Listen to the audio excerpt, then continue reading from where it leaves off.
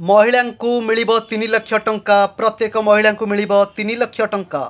जनसाधारण कार्यकारी होउथिबा योजना मध्यरु यह अन्यतम। केंद्रर महिला विकास निगम यह योजना परिचालन करुछि। यह योजना महिला को आत्मनिर्भर कराइबारे सहायक होइताय।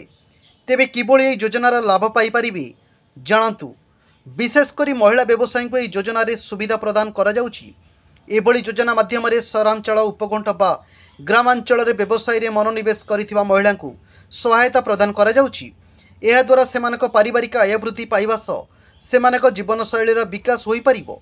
एही योजना रे सरकार महिला व्यवसायी को 3 लाख टंका बिना कोनोसी सुधरी जोगाई देउछंती।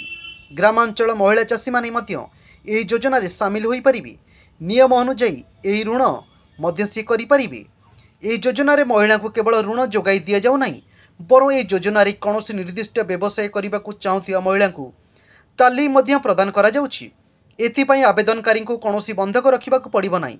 ऋण पाई बैंक कोनोसी शुल्क मध्य आदाय करि परिबे नाही। एही योजना रे शामिल हेबाकू हेले परिवार आय 1,50,000 किंबा ताठरू कम हेबा आवश्यक। तेबे भिन्नक्षम महिला क्षेत्र में आय सीमा निर्धारण करिनांती केंद्र सरकार।